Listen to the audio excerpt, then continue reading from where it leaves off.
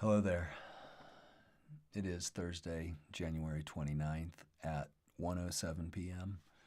I am consistently getting better. I'm only 7 minutes behind today, and that's absolutely perfect. This is Unmasked. I'm your host, Jason Fortune. Go ahead and play a little bit of music like we always have a little bit going.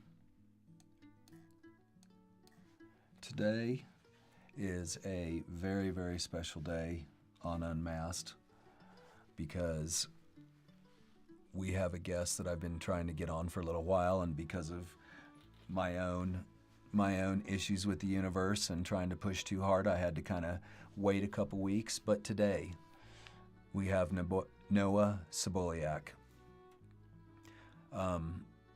Noah and I met a year and a half ago maybe even 2 years ago now, when I was in a psychedelic healing program, and he was my first guide, coach, facilitator. We'll talk about that in a little bit, but when I first met Noah, I was in the worst possible spot you could be in, and I'm not anymore. So, just real excited for this show. And as always, when we arrive together and we all hold this space together, we always do one thing, and I need to. My nerves are a little bit up. I'm excited for this one, so let's all ground together. Let's all take a deep breath. Go ahead and take one in through the nose, all the way to the top. Now exhale slowly. At the bottom of your breath, unclench your jaw. Go ahead and work it out just a little bit. Feel your chair holding you. Let's take another deep breath together.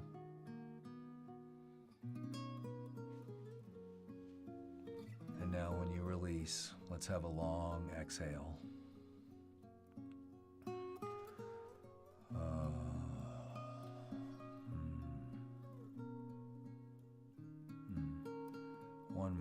One more just for that extra ground. Slowly through the nose all the way to the top.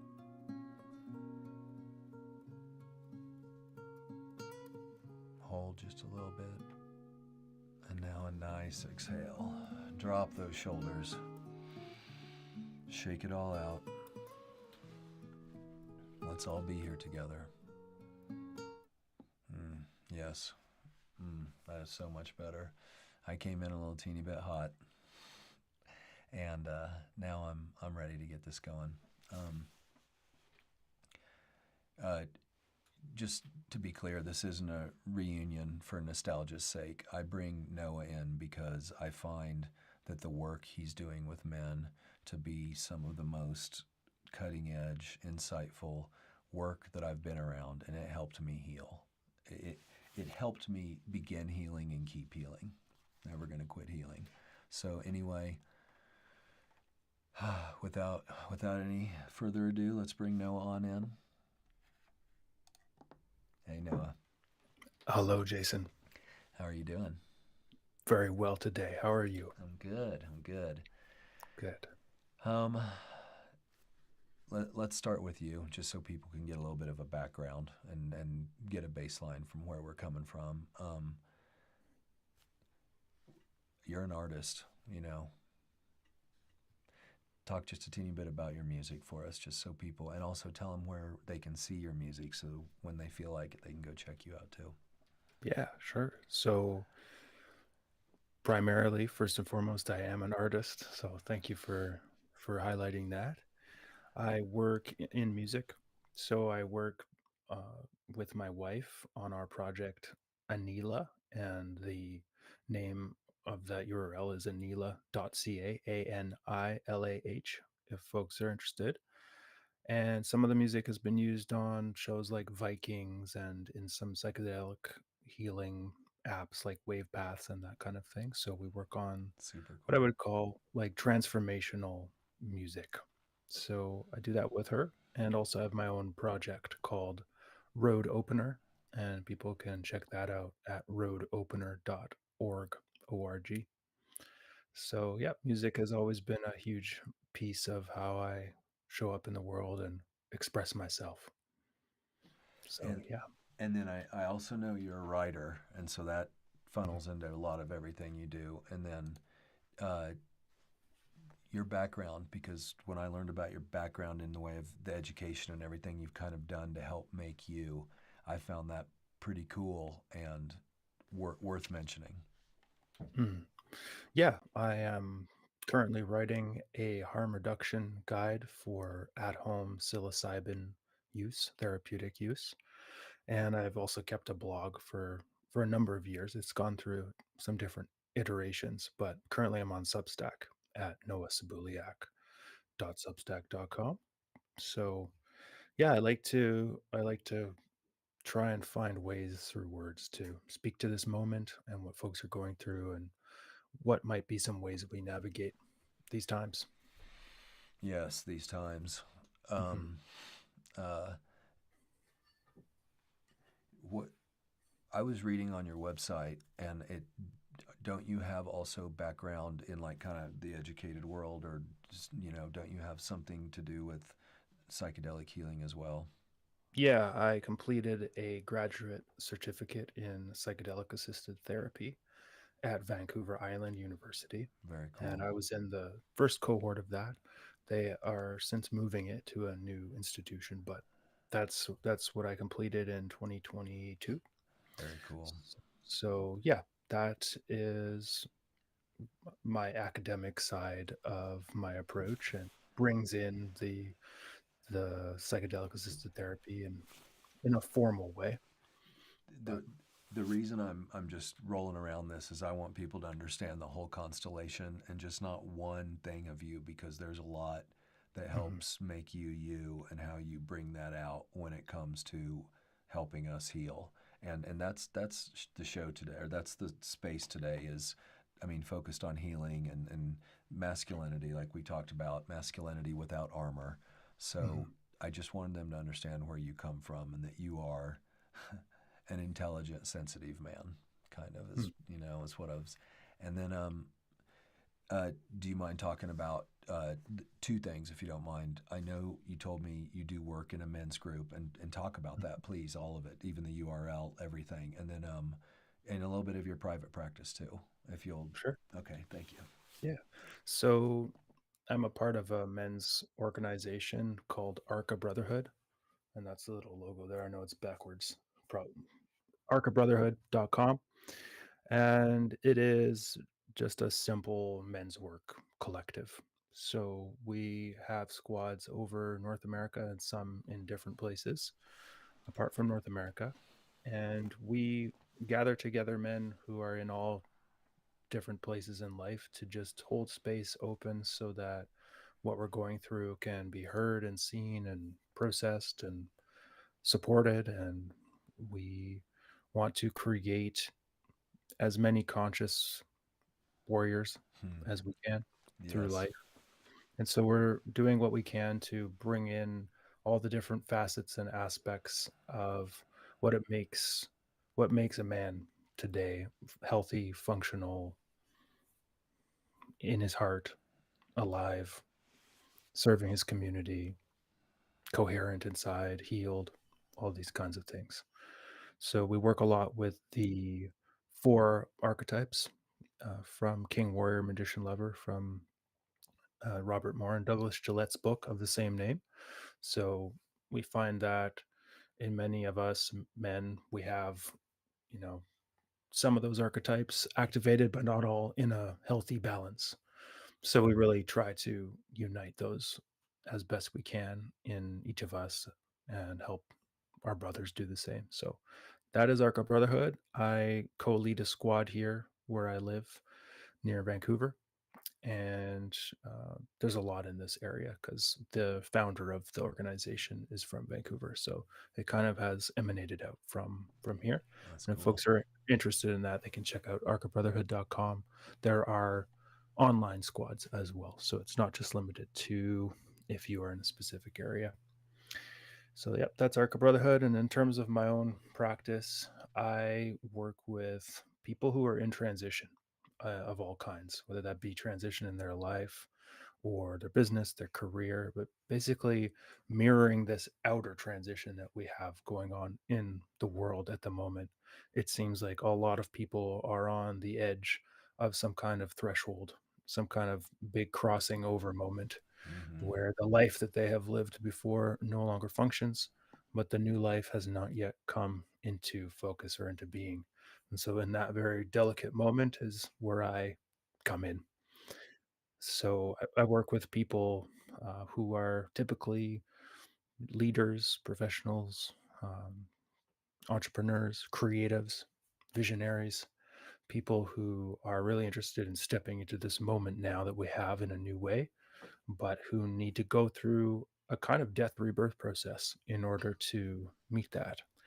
And I help them do that through a variety of techniques, inner work, psychology, depth psychology, these kinds of things, even, some psychedelic assisted therapy where it's appropriate. But yeah, that's basically the work that I do one to one with folks. Man, see, that's what I wanted everybody to understand Mm, is Noah, and I'll editorialize for just a quick second that this stepping into this world that I did a couple years ago, and I know when we talk about the old program and that, but even being able to meet you, meet the people that I've met, the guides and everything, this isn't this isn't on your standard menu of healing everywhere, and that's like I've told you, and like I'll repeat for the show. I've been trying to heal, even when I was a heavy alcoholic. I was trying to heal, and so when I was able to start hanging out with you and hanging out with people like you, not like you, but the healing community that we're kind of in now, or that I'm grateful enough to be being healed by, that mhm,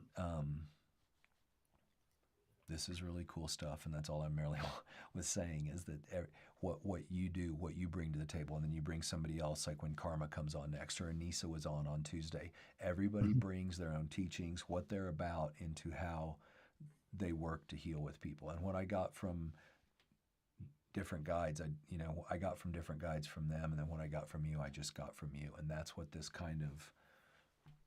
beautiful thing that is happening that I'm watching, or that mhm. maybe I stumbled into, and it's always been here, but it's amazing. So let me see. Let's move to the next section if you don't mind.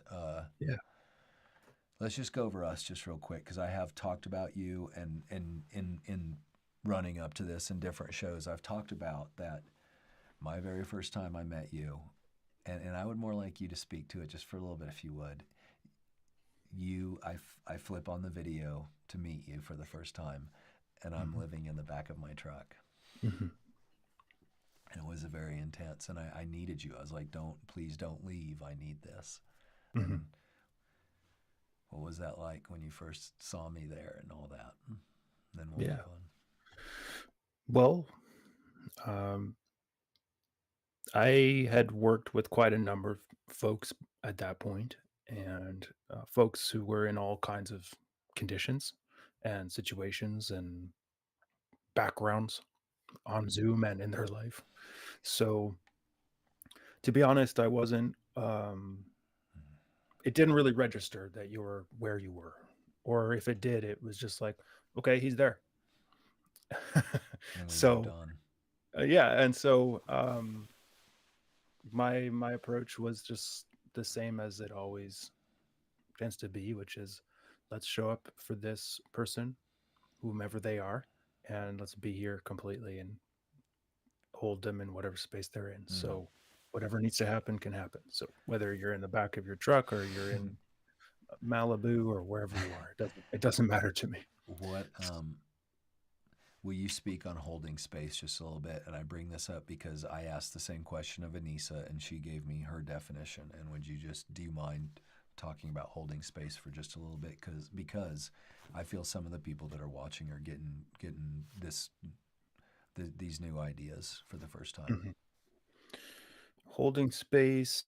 is an internal energetic decision and stance on the part of the person who is facilitating whatever's happening to step fully into presence, which feels to me like my mind goes completely quiet and I'm in my body and I'm listening for my instincts and I am focused on exactly what is happening in front of me and the person who's with me and allowing what wants to happen to occur while also providing an energetic and nervous system stance that is open and ready to receive and hold whatever happens Hmm. moving forward.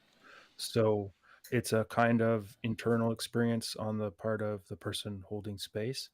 And hopefully, it is creating as much of that grounded, resourced, calm, safe, and loving place as possible for whomever is there to be able to relax into and begin having their nervous system co-regulating with that space. So that's the whole goal when we get on any type of call or in-person facilitation is just to come back into that.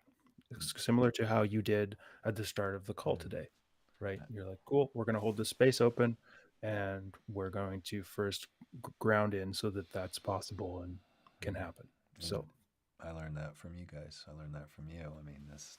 So, um, I had a question roll by uh,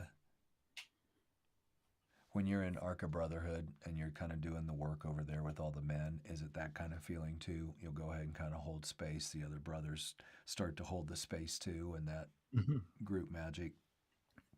Yeah. Yeah, it's the job of the captain and the lieutenant. I'm the lieutenant. So it's my job to support the captain as well as to support the container, which is the meeting and but also the continuity of the squad as we move through weeks and time together. It's my job and our job to hold that space and eventually, I mean, it's happened now in my squad because we've been together for a while. Other men will start to hold that space Mm, open as well with more facility and skill. So yeah, and that translates into other places in their lives, right? That yeah. translates into how they relate to their children, how they relate to their employees, or even to their employer, to their other family members, to whomever else is in their life. So it's a practice that through osmosis starts to spread to other people. And it's a really good question. I'm glad that you Mm, mentioned it because it really speaks to the importance of containment and how over time as our nervous systems heal and become more regulated and expand our window of tolerance and all that good stuff, we are able to contain ourselves and contain those around us and then things that previously would lead perhaps to increased activation or dysregulation or intensity don't have to go in that direction. And I'm talking about very mundane examples, just like conversations you might have with people in your life. Now they can happen in a completely different way. So that's how that, like, really the rubber meets the road when it comes to what we do. And yes. yeah. I can absolutely speak to that in the way of when you first met me, no window of tolerance, complex PTSD, so heavy, and central nervous system very dysregulated, on fire, easy to activate. Do you know what I mean? Just Yeah. nothing, it takes nothing to activate it. And over the last 2 years with a lot of deep work, I have a window of tolerance, and Mm, I'm at a place where as long as I'm in a taking care of myself and not letting myself go, if I am maintaining a good kind of mental hygiene, my window of tolerance is good enough. I am now starting to be able to handle the world again, and that's even mm. why this is here today. Why this is all Fantastic. happening is this was me trying to show people through what I went through because a lot of people, you know my story too, and so I was trying to use my story as a tool to help people understand and come over Hmm. to this. So I mean that's even why we're here now, and Yeah. Man, Noah, you have absolutely hugely contributed to my healing process, and I'm grateful for the knowledge and the space you held for me, and the sensitivity you held, and what you trained in me. And um, this is a perfect time for two things. I'm going to read a poem as we transition, and then I want to move now and start talking about masculinity today, to the real Mm-hmm. heart of everything. So here we go. I'll be right back. The man who didn't clench. He did not harden when the world demanded steel. He learned the weight of his own breath, the way his chest rose without command.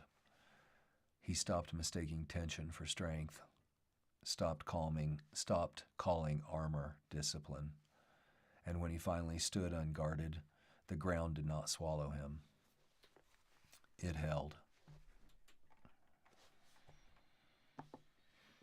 So, you know, there is a lot of noise right now about masculinity, Mm-hmm. and we're all, because of everything you're doing, we're all kind of trying to grasp and figure out what we're doing. And a lot of us are lost in everything that's happening, especially right now, like you said, right now in this world as this change is happening, and where do you see masculinity today? Kind of where are we at? Hmm. Well, it's tough for me to diagnose it as a whole, without feeling like I'm pronouncing it, in a severe way. I want to think about what I what I think we need, or where we should go. Because Okay. in some pockets there are people who are exemplifying masculinity well, and in other places not so much. Okay. Obviously, Right. right? All we have Yeah, to do is look to whatever news we look at. exactly. So what I see today as a necessity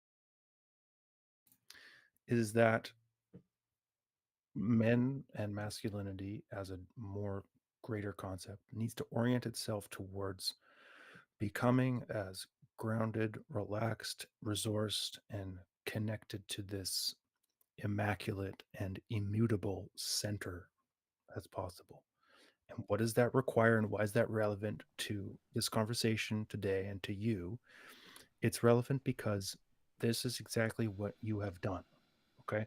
You have gone from having a lot of trauma and turning to face it and doing whatever you can to heal, which has resulted in a lot of this charge and the sympathetic chronic activation of unsafety inside of you beginning to melt and melt and melt and melt, to the point that now you are able to access this strength and this immutable core that the poem that you just read spoke to more and more frequently, and embody it for other people and be like, hey, this is how we do this, which is why what you're doing is so powerful, Thank you. because you went from this place, this intolerable place, Yes. right? Where, you know, it was like, how do I even access, even if I can think conceptually about what a good man would be, or what Right. would masculinity be, it didn't matter, because the actual lived experience of it was not possible. Right. So so what I'm trying to say is, you are embodying what needs to happen in the world now. And to Thank you, put Noah. even more finer point on it, this is to be a man today in this world we have, means to become what Nate Hagens, one of my favorite Mm. podcasters, calls a rock in the river. To become a rock in the river. The current is accelerating, more and more water flowing through the watercourse, intensity of events, uncertainty about what's going to happen in the world, etc., etc., etc. We need a masculinity that can respond to that by becoming even more grounded and slow and present, and to become a, a force, a gravity, where people can find their rest and co regulation and begin to feel that, Mm-hmm. okay, somebody is holding down the this center of gravity right here. And here we are. And Somebody makes me feel safe. somebody makes me feel safe, even in a world of unsafety. And we're not trying to control that world. We're not saying we're going to fight that world. We're going to change it. We're going to go out there and first we're coming in to here and saying the role of the mature masculine at this time is to create a pillar of strength in ourselves, in our own body first, then in our immediate relationships, and then in our community, where we are responding rather than reacting. We're staying in a wide window of tolerance. We have access to peace inside of us, true peace. And when things are flying off the handle, we are not. To me, that is the mark of this new masculine that we are creating. And obviously, there are other important factors like having your heart open and having, paying attention to the feminine and these Mm. kinds of things. But that is how I would summarize it. Um, it is. This is a great seg into this, and it's something I think, if you agree with me, we all struggle with is presence and vulnerability, and also I'm a strong man. Right. How does all that Yeah. coexist? Well, there's a number of ways to talk about that. I think one of the most effective is to bring in parts work and internal family systems because usually that strong man person in a man is coming out of wanting to protect oneself Mm. from earlier wounds and vulnerabilities Yes. and hurts. So we can look at that strong man facade as a protector part in the way that IFS speaks to it, behind which is a whole lot of trauma, a whole lot of grief, anger, rage, hurt, shame, sadness. So it's a, maybe more convoluted way of just saying that is a front that's trying to protect the fact that inside Yes. the man is very wounded. And a lot of men will go ahead and have that front lead forever. You know, Yeah. my old growing up 70s. You know, the old men, the old men of the old days. You know, Yeah. never show sensitivity. Never show your feelings. You know, Hmm. drink yourself to death. Yeah. Yeah. And it's an adaptation, right? I know that in our work together, we used to Mm. speak quite a bit about adaptive patterns that are not bad in and of themselves. They actually Right. make sense in the overarching system that we have inside of ourselves because our adaptation to be a strong man, to never show feelings or emotion, to drink ourselves to death, these are all adaptations. That means that they do things for us. They get jobs done, even if the way they get the jobs done is eventually Right. maladaptive, Yes. causes you problems, right? So if we look at it that way, that's how we can really bring compassion Mm. to ourselves. Like I spent years or decades doing these things, being a strong man or being not able to access vulnerability or Yes. escaping from things. Okay, well that makes sense because if I had lived what you did, I would have as well. Mm-hmm. Right. So when we get a handle on that though, that's when we can start to say maybe there's a different way, and it requires having containment and support primarily in the nervous system so that what those that protective adaptive self of being the strong man is protecting can start to come out slowly and be felt because often those that protective facade thinks that we're still a person who can't handle that stuff, right? Right. It's trying to protect us from that grief and that rage and that trauma. It's trying to be like, you're still 6 or 10 or 12 or 14 whenever that stuff happened, Yeah. and you can't handle that. So I'm going to keep this safe, keep you safe from this by putting on a facade or being strong or having control, right? I even remember when that rage started coming out in me around 8 or 9 years old. The protector started going ahead and rearing up and doing its thing and protecting, you know. Yeah, And then later on, as I'm getting in trouble for having a you know, a very a reactive, you know, as my protector got worse as I got older, and I was getting in more trouble for that, there was never the questions asked. First off, how come you're hurting? And then second off, everybody just I called it the beast. And you know, like you drink, you cage the beast, whatever that kind of crap is that a lot of us men stuck in what we're talking about. And to back up, what I heard you say was we get hurt when we're little boys, and whatever that means. And I'm not saying I have my story and everybody else has their story, but trauma happens when we're younger. And then that protector, that shield, we watched what our dad, whatever that thing that grows, and now we can't see through it anymore. You know, right. we're Yeah.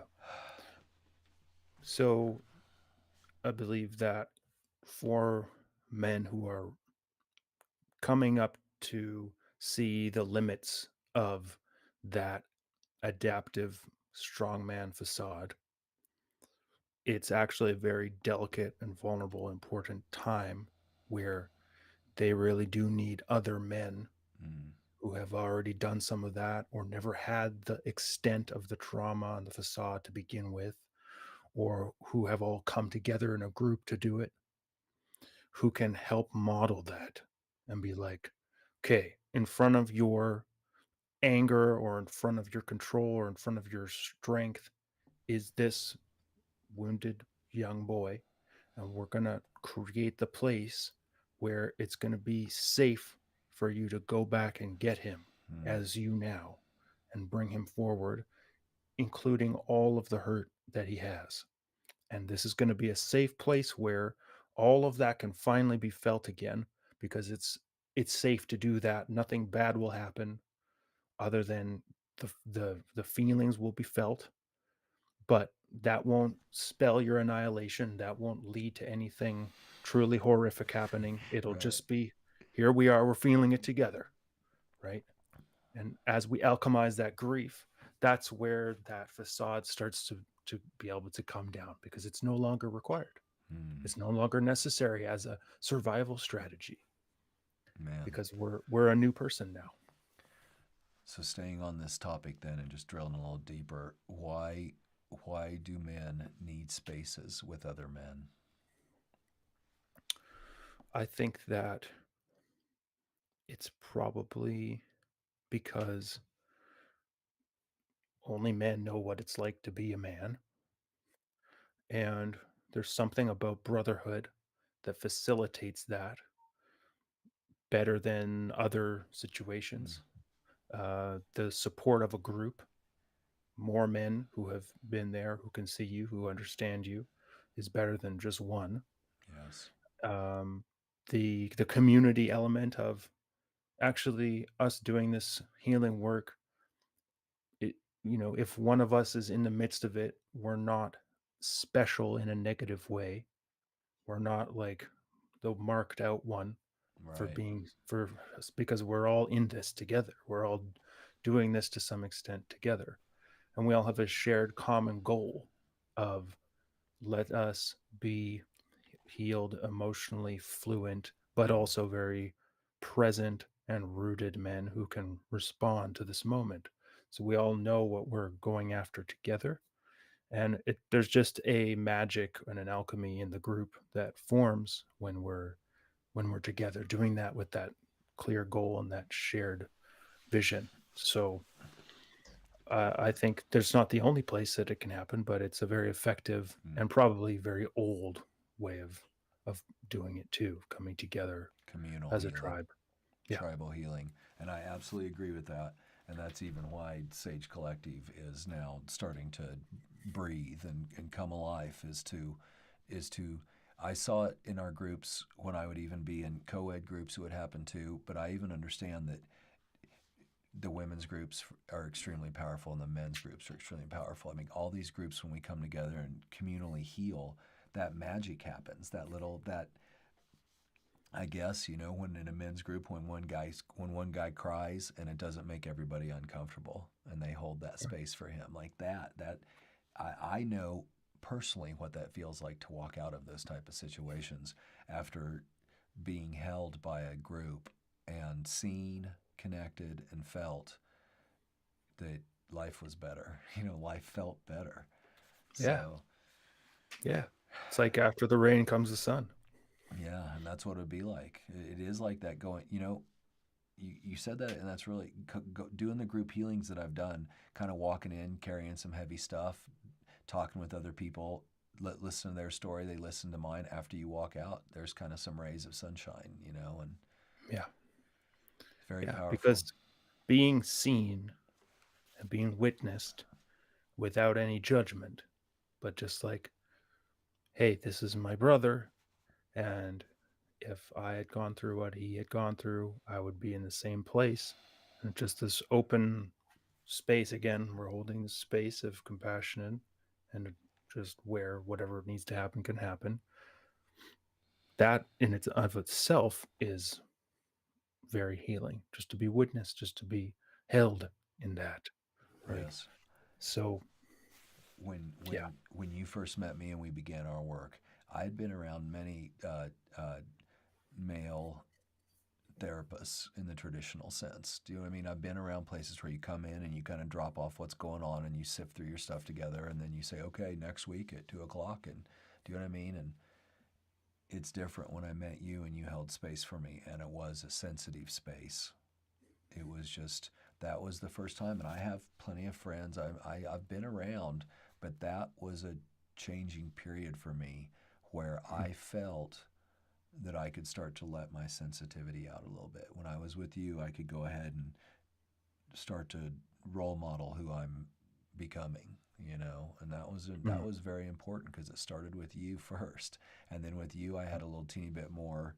We talked about the conscious warrior. We did, I felt more confident to kind of be who I am. Did you watch the game last night? No, I didn't. you know,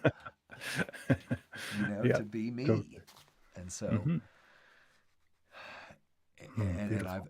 I've watched other men around me kind of feel a little nervous at first when they say, "Wow, this guy's a little open and he'll talk," and then they'll Mm. realize, they're coming over and having talks with me and hanging out, and Mm. like the learning that I've done with you, the things that I've done in my own life, it's let other men have a chance to breathe. And then I can go, hey man, I see you. There is a sensitive in Beautiful. there's a sensitive in there, and it's okay. It's okay, Mm. and when they feel that space of, hey, this guy's not going to he's not going to give me some sort of spiritual noogie for wanting to be sensitive, Yeah. they open up. And I bring Mm. this up, Noah, because I believe in my own heart this is something that all men need so bad. There's not, and I'm not. We weren't trained. I was not trained. My dad was not trained. His dad was not trained. I started training with you on this conscious warrior stuff. So this is real Mm. brand new. And I know you're younger than me. And I mean, yes, there's change going on, but I do feel we're still searching. We're still searching, and we still have some Mhm. unlocking to do with people like you helping us unlock ourselves and find ourselves and let go, or maybe not let go, but integrate that protector that shoved Yeah. everybody away. Yeah. Well, thank you for saying that. And yeah, I believe you put your finger on it there because we all have protectors that have sprung up for good reason, but who cause us to do things in life that are not actually in accord with our true values. And because they are trying to keep us safe in the way they know how, which is a very limited, outdated way, that's the way we bring compassion to it. But also we update them. We Yes. say, actually, we're resourced enough now to rewrite all of this and to, like you said, integrate them and give them a different job ultimately. So, There's a lot of men my age that are desperately wanting to be set free, and they're scared to set mm, themselves free too. yeah, And for the for I'm gonna put you on the spot, but not hard. For men out here that are watching us, either today, right now, or even in a replay 5 years from now, because this is going to live on the internet forever now. We're Mhm. locking this in.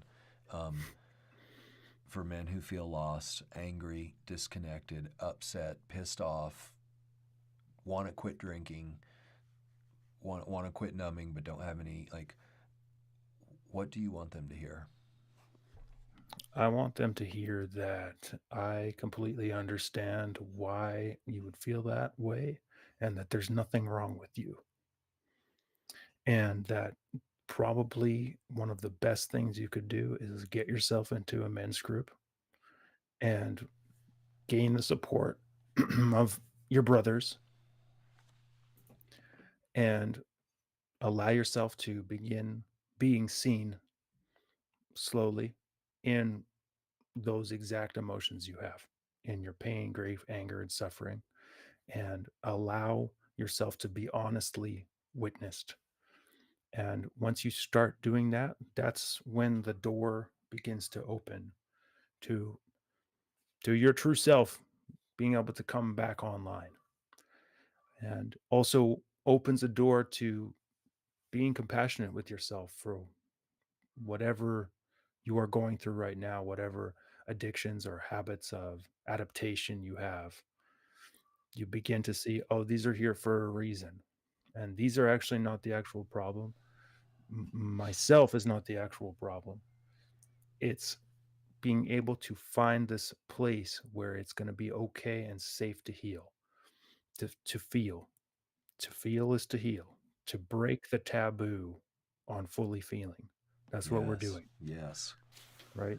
I agree with. Because there's a big taboo on it because we don't have the safety or the place where that can fully be felt. And that's why I'm saying to you, if you're a man listening to this, find yourself a men's group where it's you don't have to do this all at once. It doesn't have to happen in the first 6 months or 12 months or 18 months, but one by one, you begin to open up this space in your heart where you can actually feel again. And you'll find that with the support of other people, it will be much easier. So that's what I would say is find yourself a men's group, whether it's Arca Brotherhood or some other group that can help you to begin breaking the taboo on fully feeling, allowing yourself to feel what's going on. Man, uh, I just want to bookend that with you are not. Noah, you met me, and I was in the back of a truck, and I was absolutely beat up. And it's been 2 years of very, very focused work in the way of, a month would go by, and the best I could do is get out of bed, talk to you, talk to some guides, take a shower. Do you know what I mean?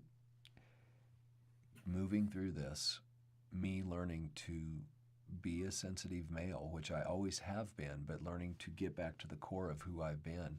I'm alive, and I've told you this before too. I don't suicidally ideate anymore. Do I have crashes when something impacts me? I don't kind of take care of myself. I slow down on eating and drinking. You know what I mean? I will dive bomb myself and feel kind of crappy, and but I also know I'm doing this. Like I know, like in the old days, I just suicidally ideated.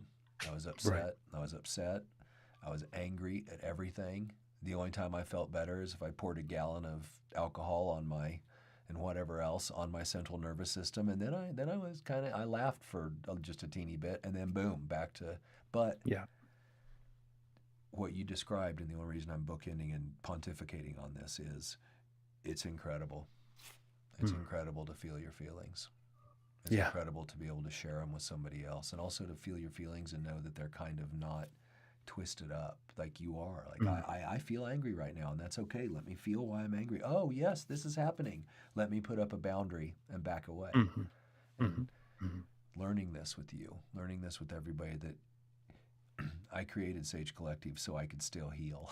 And I just wanted to try to get all the good people around me and too and go in there and heal some more. So Mhm. thank you. Thank you for being Yeah. you, and thank you for today talking My about pleasure. this. And also if you don't mind, Noah, I would I would like you to come on and keep this conversation going, because Hmm. even if we only get to two or three, even if two guys today listen to this, or one guy, like, I don't care. If you're with this, I like this, because what I'm trying to do is get to people that would maybe not get this. I'm trying to get out there and show that there's something going on right now. There's some, Hmm. hey guys, we don't have to do it like we've been doing it. Yeah. So Beautiful. here, I got some quotes to read now, and you can hang on, then Mm. I'll let you go. But tell me if you've heard these, and I'm sure you have. James Baldwin said, "Not everything that is faced can be changed, but nothing can be changed until it is faced." Mm. A great one. Then our boy Carl Jung says, "The privilege of a lifetime is to become who you truly are." Mm. Stripping off. So good. And then David White, "Vulnerability is not a weakness. It is the courage to inhabit your own life." Mm. Chef's kiss. Yeah. Okay. Well, I mean, thank you. This was Thank incredible, you. and My what pleasure. you came on and talked about exactly what I wanted anybody that's watching this to hear, and Mm. I think we just kind of barely scratched the surface, and there's a lot more Hmm. we can talk about. So I'll have more people on. We'll have round robins, and I won't monopolize your time, but thank you for being very much a part of Unmasked, Noah, My pleasure.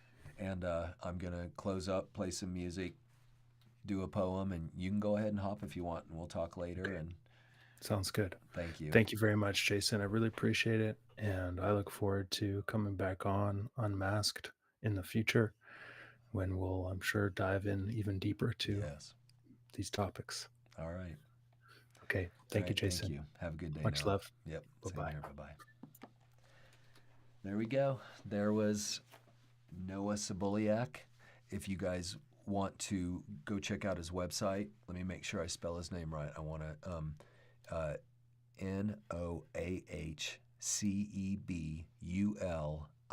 NoahCebuliak.com. Noah Cebuliak. And also, his name is in the notes. Anywhere you're watching, you can go find it and find him. He is an incredible dude, as you can tell already from talking. This man stuff is not easy, what we're trying to do here, and he kind of laid it all out. He laid it all out. So let's get to some other good stuff. Here we go. We got some music. We got music. I'm going to have to admit something to you today. I'm flying a little blind. Both my producers aren't talking. I don't know what happened. I don't know if the internet swallowed them up whole or what was going on, but man, do I hope my levels were good. And I hope you could hear Noah. I hope you could hear me too, because that was good stuff. And that's exactly what Unmasked is here for. This is our second guest we've had on now.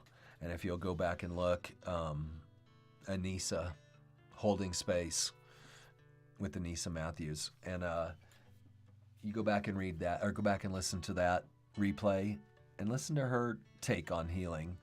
Then come here and listen to this. Listen to how Noah is set, And then now let's get to the part where we'll talk about what's coming up. This Saturday night, I've been promising this for a while, and I'm finally going to rip the lid off of it. And it is, addiction is not the problem, silence is. Now listen, I'm going to be honest. I'm going to be saying stuff here that's not heard all the time. I am going to be flying in the face of traditional thought on addiction. And I mean, addiction can be shoes. Buying too many shoes. Not that there's anything wrong with it, but if you buy so many shoes you can't live the rest of your life, that's a problem. Anyway, addiction. It's going to be real good, and that's Saturday night. You won't see any more Unmasked until then. I've got a lot of other stuff to take care of, so we'll just be living life like everybody should be, like you should be. And Saturday night at 7 p.m. Mountain Time. every time I've tried to do this, either electricity, I've either had electricity shortage, electricity outage. I've had my Starlink get burned by electric outage. You know, this message is having a hard time coming out. But this Saturday night, 7 p.m. Mountain Time on Unmasked. It'll be a pretty good show. I'm kind of excited to do it. There won't be anybody. I won't have any guests on Saturday night. You're just going to be putting up with me the whole time. I'll make it fun. I'll also probably say some things that either frustrate you or make you uncomfortable or whatever, but that's what I do. That is part of me.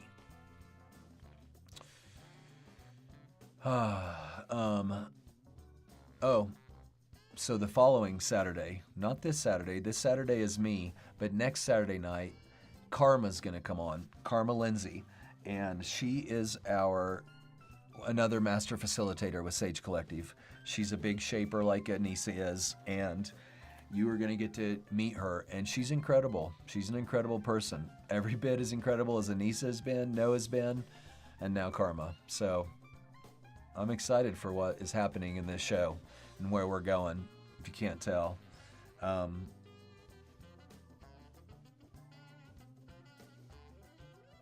Just listen to some music, having some fun if you don't mind.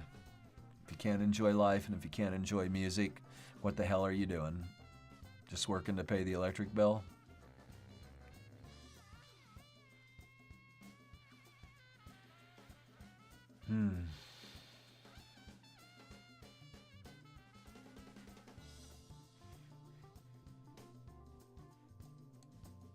Let's start turning it down a little bit. Okay. All right. We're going to go back in. I just wanted to have a little bit of fun. That was so much fun having Noah on that I was just a little bit super jazzed up, so I just played some music and wanted to talk about what's coming up. Okay.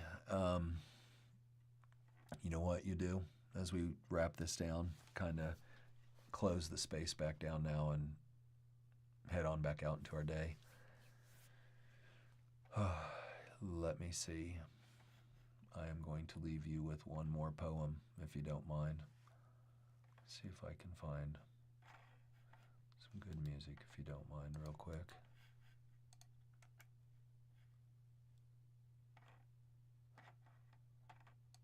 Stick with me, I'm very sorry, everyone. There we go. Okay. All right.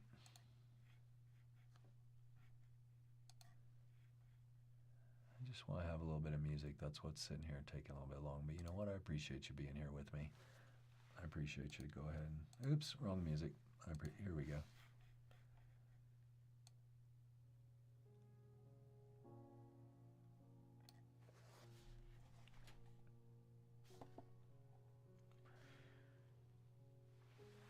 To close out the end of Unmasked, I want to share another poem with you. This one's called What Remains. You are not what you survived. You are not the posture you learned to keep the blows away. You are the quiet intelligence beneath the guarding. The breath that stayed,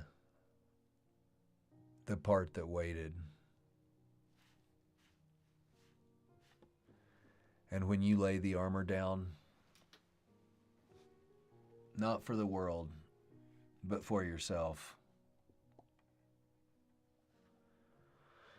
something ancient remembers your name.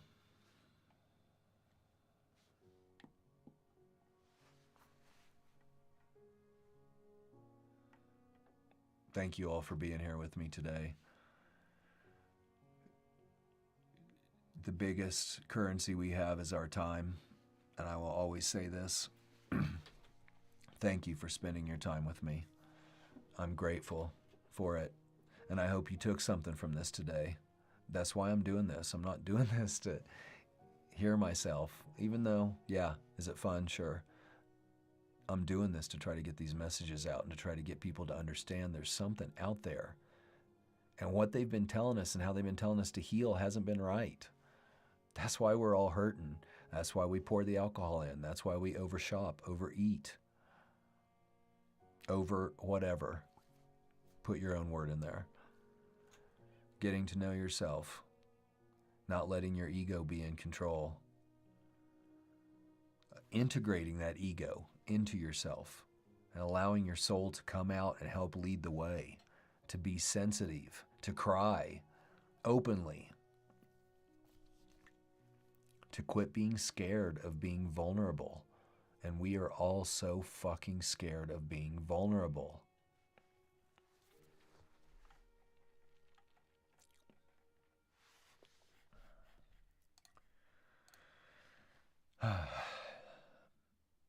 I'm here for you like I always am. Unmasked was created for you. Sage Collective is created for you. This Saturday night, I'll be ripping the lid off of what addiction is. So show up and let's have some fun. And until then, take care of yourself. Drink water, eat food, sleep good, love the people around you. And remember, I am always here.